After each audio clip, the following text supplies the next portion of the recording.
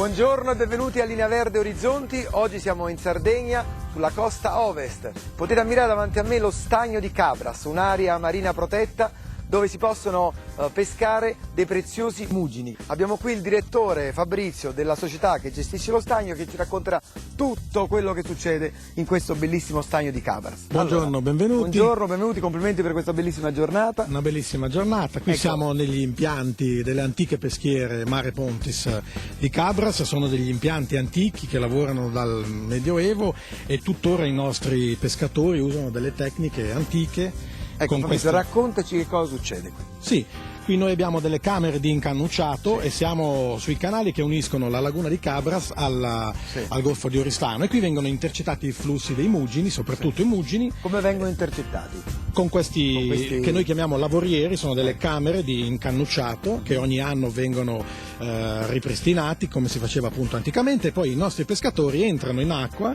e stendono la rete all'interno di questa camera e poi salpano la rete prendendo appunto i pesci. Però qualche volta il pesce salta fuori dalla rete. Soprattutto i pesci grandi e quelli magari con le uova saltano, e qui abbiamo bisogno dei pescatori esperti che vadano a prenderli con le mani. Noi diciamo manuncai in sardo, che poi è il manus catere dal latino, cioè prenderli con le mani, e infatti abbiamo dei pescatori esperti. Che immagino sia una cosa facilissima prenderla con le mani, no? È una cosa molto difficile, ma appunto abbiamo dei pescatori esperti che continuano. Non ho mai provato, perché quando i pesci sono grandi può essere anche pericoloso. Allora guarda, adesso vi faccio conoscere Giovanni, che lui è esperto. È molto esperto ed è un campione nel prendere i pesci con le mani. Giovanni, buongiorno. Buongiorno. Da quante generazioni la tua famiglia fa questo lavoro?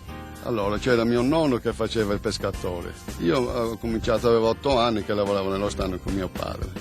Poi, a andare del tempo, È una grande passione. È una grande passione, poi siamo arrivati qui, fino in peschiere. Senti, voi siete anche un pochino i controllori, i guardiani dello stagno? No, controllori della peschiera. Adesso io con altri dei miei colleghi controllo la peschiera per rifarla nuova, per aggiustare aperture, pulizia, cambiare i pali e via dicendo. Fabrizio, i mugini, che poi è un cefalo, si può pescare anche in mare aperto?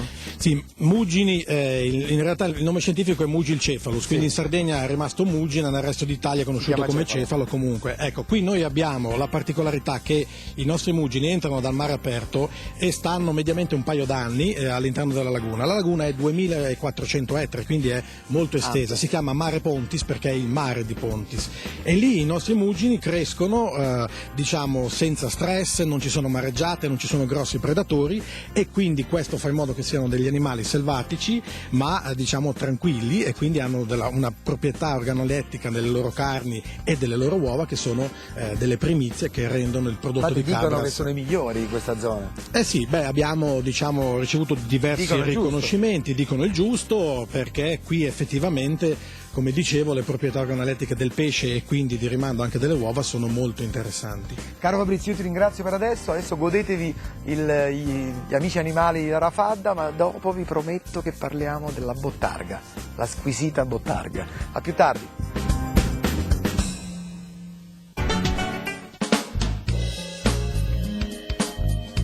Dalle uova del mugine nasce la bottarga, una delle prelibatezze gastronomiche della Sardegna. Sono con Giuseppe, con Maurizio, prego, puoi continuare a lavorare. Che cosa sta facendo Giuseppe e Maurizio in questo momento?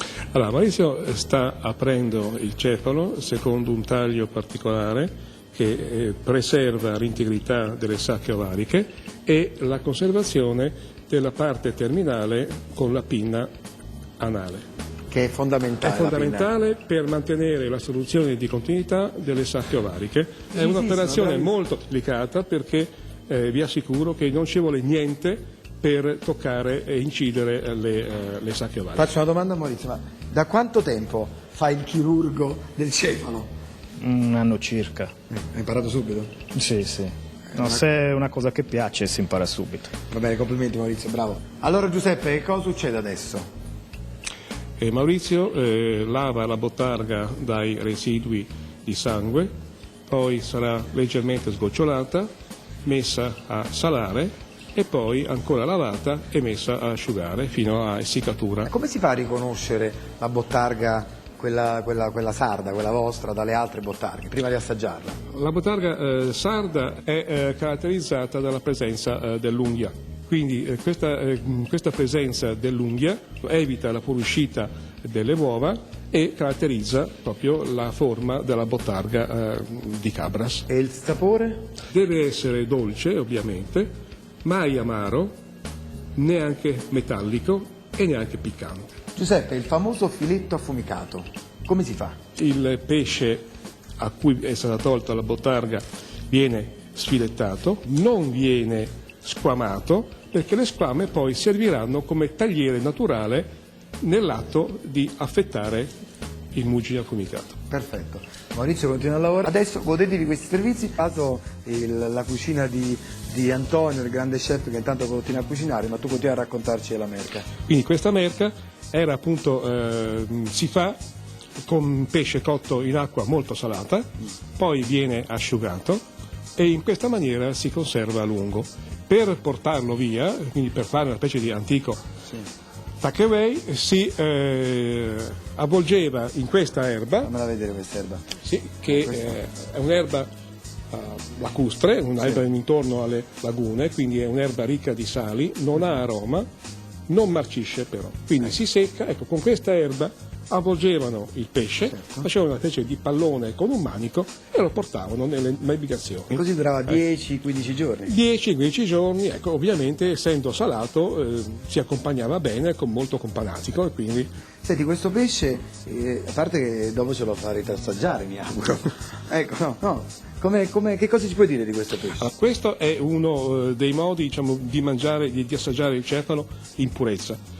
La qualità organolettica del cefalo di Cabras è particolarmente elevata e generalmente il consumo di questo pesce è così, senza nessuna aggiunta né di olio né di limone. Poi ovviamente chi vuole aggiungere olio, limone, maionese può farlo tranquillamente, però il sistema in purezza è solo cefalo. Vabbè. Allora io direi, Antonio, per adesso siamo in chiusura, godetevi degli altri servizi di Linea Verde Orizzonti, noi ci vediamo dopo con il gran finale, con tanti piatti, con la bottarga e con tante cose buone. Va bene? Antonio, ci vediamo più tardi. Ci vediamo. A dopo.